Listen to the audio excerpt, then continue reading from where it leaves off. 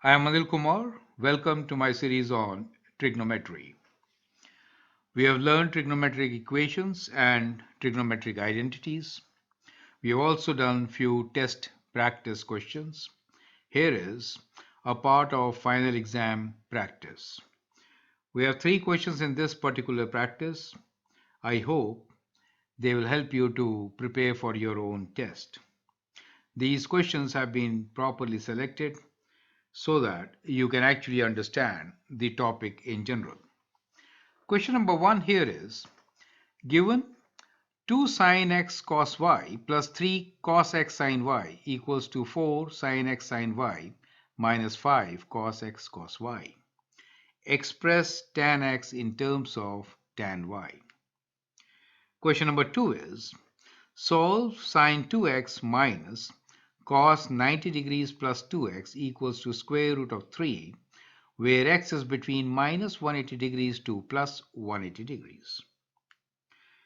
And question number 3 here is prove the identity 2 cos cube theta minus cos theta divided by sine theta cos square theta minus sine cube theta equals to cotangent theta. Then solve the equation 2 cos cube theta minus cos theta over sine theta cos square theta minus sine cube theta equals to tan theta. Now these are very important questions. I'd like you to pause the video, answer these questions, and then look into my suggestions. Let's begin with the very first one, which is given to us as one equation, which is, let me rewrite the equation as 2 sine x cos y plus 3 cos x sine y equals to 4 sine x sine y minus 5 cos x cos y. We are interested in relating tan x with tan y. Now what is tan? So in general, you know tan is a ratio of sine and cosine, right? So tan theta is sine theta over cos theta. Since you want to express tan x in terms of tan y, what is the best thing we can do about it? Well, we can divide all the terms by cos x cos y, and that should help us to get the answer, right? So what I'm trying to say here is that let me rewrite this equation, which is 2 sine x cos y plus 3 cos x sine y equals to 4 sine x sine y minus 5 cos x cos y. Now if I divide each and every term by cos x cos y, what happens? Let's see. We will actually get terms of tan x and tan y, correct? And then you can easily correlate them. Does it make sense to you? That is the strategy to solve such questions. Perfect. So now I've divided each and every term by cos x cos y. So as you can see, cos y cancels, right? In this case, cos x cancels. In this case, nothing cancels. Here, all the 4 terms cancel. And so, what we get here is 2 tan x plus, here we get 3 tan y equals 2. Now, in this case, we get both tan x and tan y, right? Nothing cancels. So, we get 4 tan x tan y, and in the last case we get minus 5. Since you want to write express tan x in terms of tan y, so that means tan x will be on your left hand side. So let's club the terms related to tan x on the left side. So we get 2 tan x, and bringing this term here, we get 4 tan x tan y equals to, taking this term on the left side, minus 3 tan y minus 5. We can take tan x common. We can take 2 tan x common in this case. And we get 1 minus 2 tan y equals to minus 3 tan y minus 5. And now I think you can write down the answer, right? So now you can write down what is tan x equal to. So let me write the answer. From here, tan x will be equal to, we have the numerator, which is these two terms are negative. Okay, so we have minus 3 tan y minus 5 over, in this case, we have 1 minus 2 tan y. You can take minus common, and you can also write this answer as tan x equal to 3 tan y plus 5 over, this is tan, right? So 2 tan y minus 1. So either way, what you get is a relation of tan x in terms of tan y. Does make sense to you? So that is how we should be answering this particular question. It's a very important question from test point of view. Now let's have a good look at the second question. Solve sine 2x minus cos 90 plus 2x equals to square root 3, where x is from minus 180 to plus 180. So the equation is sine 2x minus cos of 90 degrees plus 2x equals to square root of 3. We are working in the domain 180 degrees to minus 180 to plus 180. Okay. Now, what is minus cos 90 degrees plus 2x? Well, that's a co-function identity, right? So I hope you remember co-function identity. Let me write down.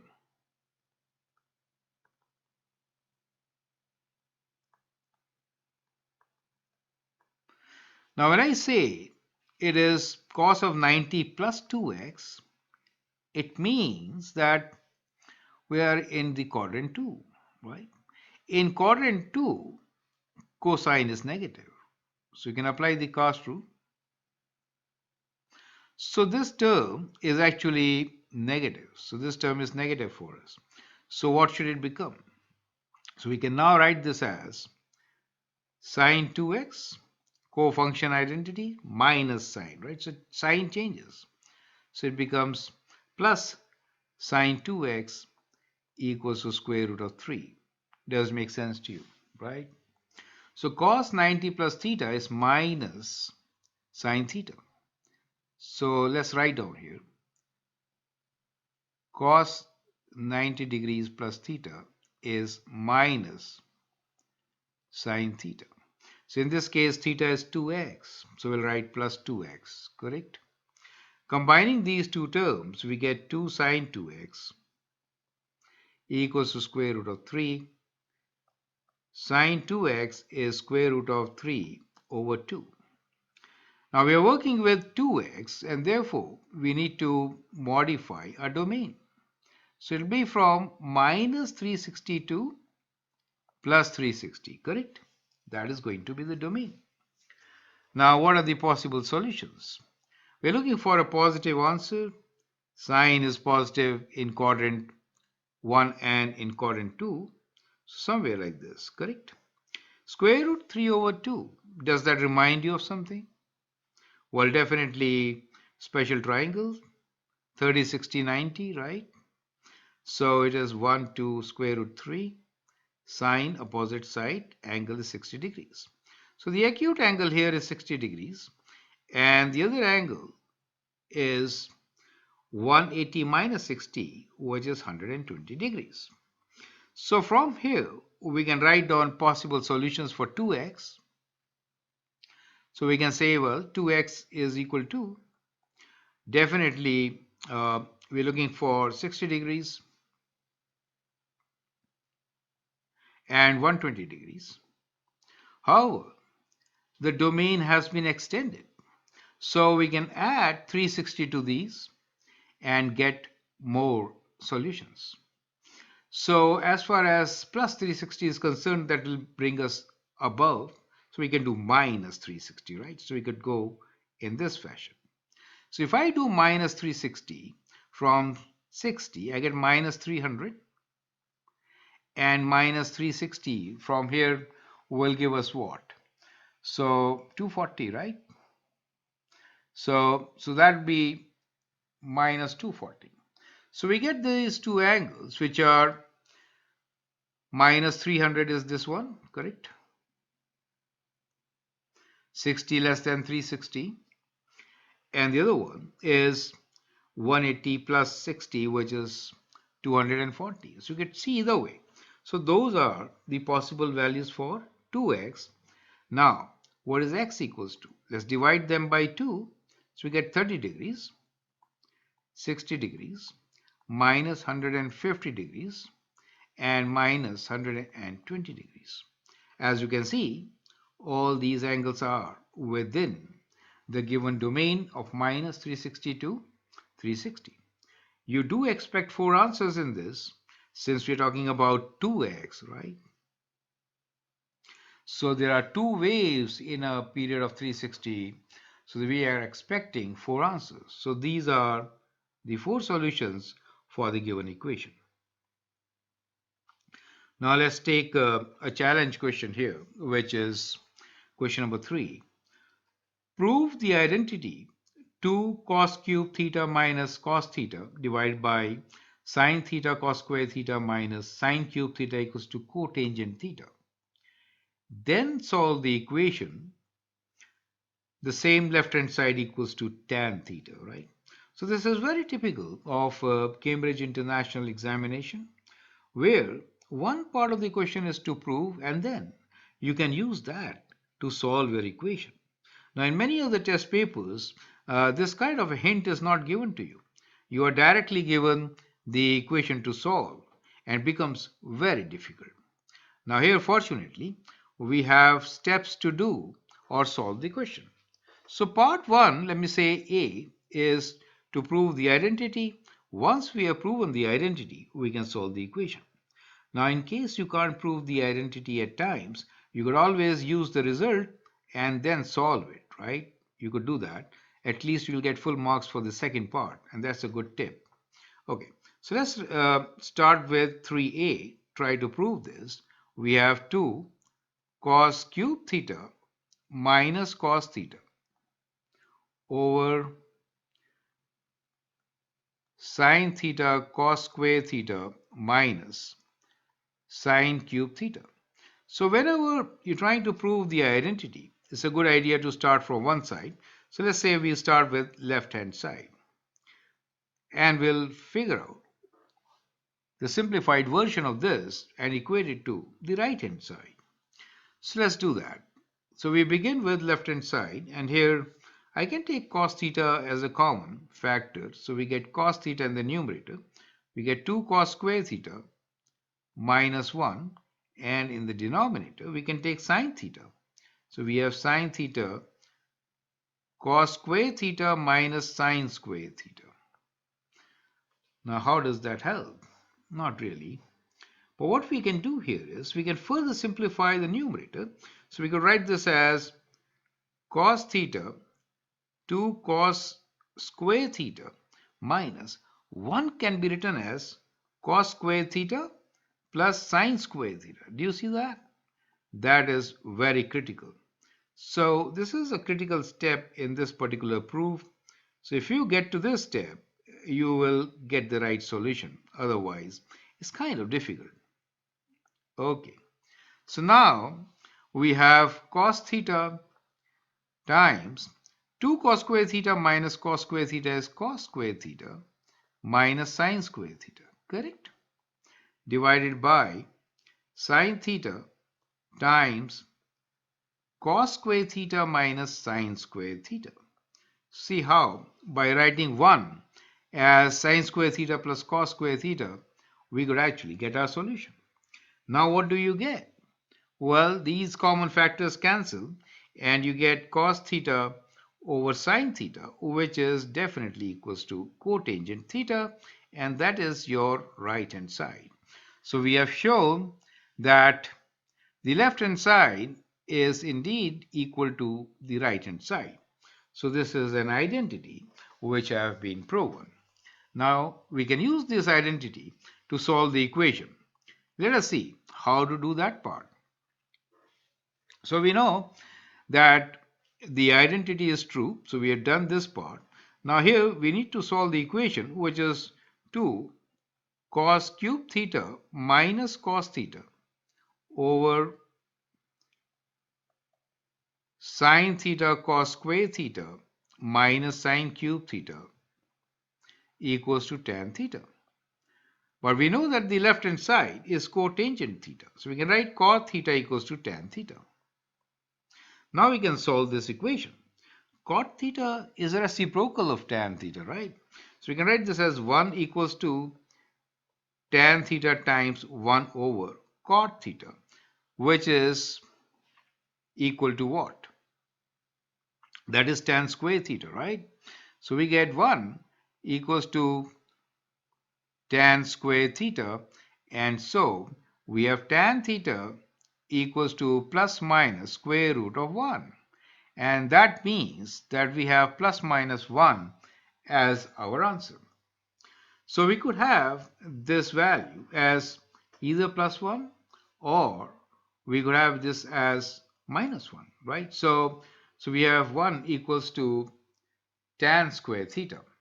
So when we square root it, we get plus and minus answers. So in that case, what should be the solution? The question says solve the equation and it doesn't really specify in which particular domain. So in this case, we'll provide general solution.